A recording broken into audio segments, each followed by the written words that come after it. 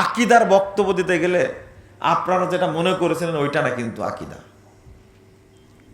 আপনারা মনে করছেন। আমরা একটা জিনিস বুঝাতে পারছি না আপনাদেরকে, কেন মিশ্রণ করা লাগবে। আপনার জায়গায় দাঁড়িয়ে থাকেন। মুহাম্মদুর রাসূলুল্লাহ সাল্লাল্লাহু আলাইহি ওয়াসাল্লাম কয়জন ছিলেন? একজন। আবু জাহালের সাথে আপোষ করেছে? তারা চেষ্টা করেনি আপোষ করানোর জন্য? বর্তমানে কয়জন আছে বাংলাদেশে সরকার? না, 21 জন। বাড়ায় 21 জন করেছে, ওটাও ভুলে গেছেন আপনারা। তো এই 1500 বছর আগের তুলনায় খুবই কম। 14 জন মিলে আল্লাহ রাসূলের কাছে গেছিল। কাফেররা মিটিং করে, আবু জাহাল, আবু লাহাব, উতবা, সাইবা মিটিং করে বলছে, যাও, এই দ্বন্দ্ব করার দরকার নাই, নিজের মধ্যে যদি মেনে নেয় মোহাম্মদ তাহলে আর কোনো ফ্যাসাদ নাই। কি বললেন? তুমি যদি সম্পদ চাও, জামানা আমওয়ালানা, তাহলে আমরা আমাদের সম্পদ জমা করব, হাত্তা তাকুনা আকসারানা মালান, তাহলে তুমি আমাদের মধ্যে সবচেয়ে বড় ধনী হয়ে যাবে। আর যদি তুমি মালেকান, আর তুমি যদি চাও শাসক হতে, মালাকনা আলাইনা হাত্তা লা নাক্তা আমরা দোনাক, তাহলে তোমাকে আমরা রাষ্ট্রনায়ক বানাবো, মরা পর্যন্ত ওই পদে রাখবো, কোনো দিন তোমাকে সরাবো না। আর একটা বলল, আর তুমি যে চাও নেতা হতে, ওয়াইন তুরিদু শারাফা সাওয়াদনাকা আলাইনা, তুমি নেতা হতে চাইলে মরা পর্যন্ত তুমি নেতা থাকবে। কোনটা চাও? আল্লাহ রাসূল কোনটা গ্রহণ করেছিলেন? কোনটা? কোনোটাই করেননি। কিন্তু এখন আপনাকে দিতে চাইলে নেবেন না? বুঝেন, বুঝেন, ভালো করে বুঝেন। আল্লাহর নবী ক্ষমতা দেওয়ার পরে নিলেন না কেন? ও, ওই সময় নিলে খুব ভালো হতো। রাষ্ট্রপতি হতেন মুহাম্মদ সাল্লাল্লাহু আলাইহি সাল্লাম, আর প্রধানমন্ত্রী হতেন আবু জাহাল। খুব সুন্দর হতো না? হ্যাঁ। আর ধর্মমন্ত্রী হতেন আবু বকর। চলতো না? একটা খুব সুন্দর রাষ্ট্র ব্যবস্থা হতো। কি ভালো হতো না? আর অর্থমন্ত্রী হতেন উবাই বিন খালফ।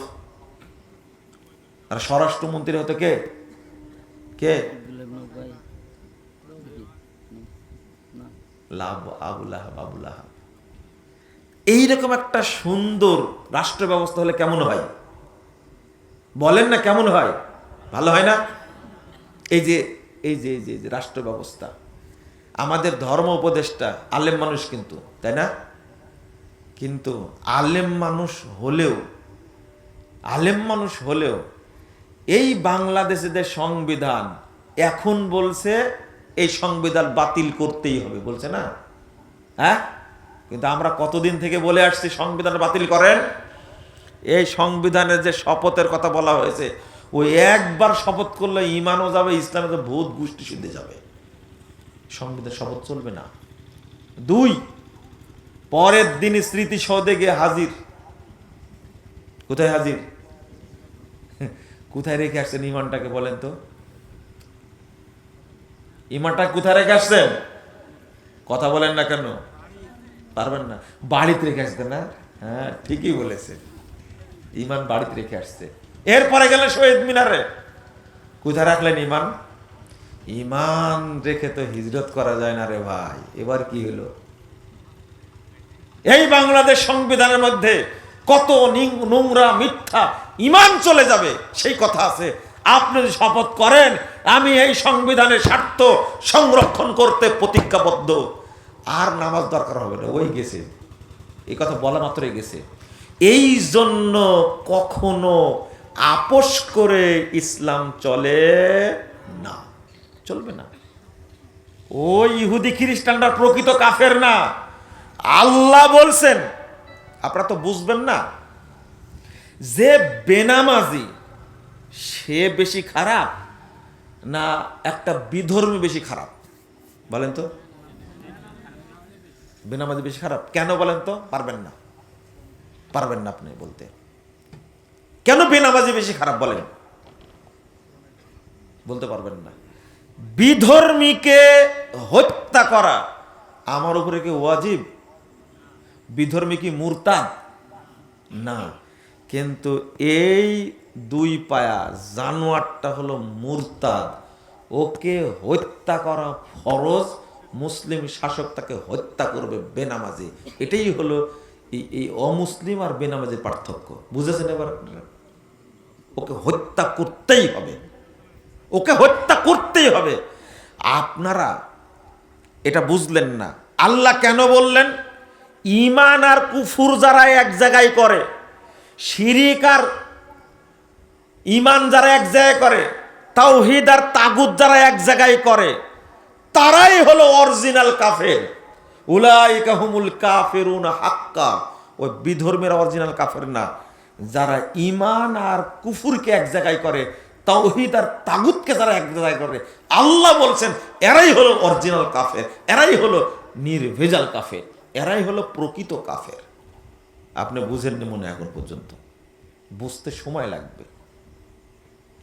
অন্তত একটা কথা বুঝলেন এখন আপনারা, যে ঈমানের সাথে কোনো কিছু মিশ্রণ করা যাবে না। বুঝেছেন? এটা যদি না করতে পারেন, আপনি ঈমানকে যদি সংরক্ষণ না করতে পারেন, কোনো লাভ হবে না, কোনো লাভ হবে না। স্বতন্ত্র, একবার স্বতন্ত্র কাকে বলে? সবাই ভুল ধরল, যেহেতু গণ অভ্যুত্থানের সরকার, এই রাষ্ট্রপতির কাছে শপথ নেওয়া যাবে না, সংবিধানে শপথ নেওয়া যাবে না, শপথ নিজেরা করবে। এই কথা আমিও বলেছিলাম, এই শপথ চলবে না। আজকে বুঝছে এই শপথটা করা ঠিক হয়নি। কেন ঠিক হয়নি? এটা তো কোন সংবিধান মেনে গণ অভ্যুত্থান হয়েছে কি? কোন সংবিধান মেনে হয়নি। কেন হবে এটা? আপনি জায়েজ বলতে পারেন, কিন্তু মুমিন যে জায়েজ বলতে পারে না। আল্লাহু আকবার। কিভাবে? অথচ মক্কায় মেনে নিলেন না যে নবী মুহাম্মদ সাল্লাল্লাহু আলাইহি সাল্লাম, সেই নবী যখন মদিনায় গেলেন তিনি রাষ্ট্রনায়ক হলেন না? হ্যাঁ, কেন? স্বতন্ত্র, একবারে কোনো আপোষ চলবে না, ফ্রেশ ইসলাম নাজিল হয়েছে, ইসলামই চলবে। আল্লাহ বলছেন ওয়াল্লাযী আরসালা রাসূলাহু বিল হুদা ওয়া দীনিল হক লিইয়ুযহিরাহু আলাদ দীনি কুল্লি। 9 নম্বর আয়াত সূরা সফ। আল্লাহ পাঠাইছেন নবীকে, যত মতবাদ প্রচলিত আছে, যত ধর্ম প্রচলিত আছে, সবগুলোর উপরে ইসলামকে প্রতিষ্ঠিত করার জন্য, বিজয়ী করার জন্য, আপোষ করার জন্য। কিভাবে আপোষ করবেন আপনি? আপোষের সুযোগ নাই। শিরিক করলে, তাবিজ দিলে ঈমান কি চলে যায়? চলে যায় না? ঈমান চলে যায়। আচ্ছা, তাবিজটা এই বক্তব্য তো আপনারা জানেনই। মহিলারা সবাই তাবিজে বিশ্বাসী, তাই না? বিশেষ করে যারা বুড়ি আছে বাড়িতে, বুড়ি ছিলেন, দাদি আর নানি, এরা হলো এক একটা শিরিকের ফ্যাক্টরি। কিসের ফ্যাক্টরি? শিরিকের ফ্যাক্টরি এক একটা। মানে আপনি না বুঝলেও ওরা যে এত জানে এই বুড়িগুলো, আপনি কিছুই জানেন ওদের তুলনায়। ওরা জানে যে শনিবার আর মঙ্গলবার মাস কাটতে হয় না, এই ফতো ওরা জানে। ভাদ্র মাসে কাঁথা সেলাই করতে হয় না, না বিয়ে করতে হয় না, আর বৈশাখ মাসে কাঁথা সেলাই করতে হয় না।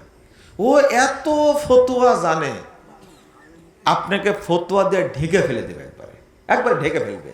এত ফতুয়া জানে এই মুরব্বী, এই বুড়ি। অথচ ইসলামের কিছুই জানে না। ও নাতনির বিয়ের ডেট করেছে আগামী সপ্তাহ মঙ্গলবারে। তো বুড়ি জিজ্ঞেস করেছে, তুই কি শিখলি এতদিন যাবত? বেটা কি শিখলি এতদিন যাবত? মঙ্গলবারে বিয়ের ডেট হয়, মঙ্গলবারে বিয়ে হলে বিয়েটা ভেঙ্গে যায়। কত বড় মুফতি দেখেন, আল্লাহর চেয়েও বড় মুফতি। ও কেমনে জানলো বিয়ে ভেঙে যাবে? মুফতি, ও এই মহিলা মুফতি। চিন্তা করতে পারছেন আপনি? এইগুলো ধারণাগুলো কি তাওহীদ না শিরিক? শিরিক।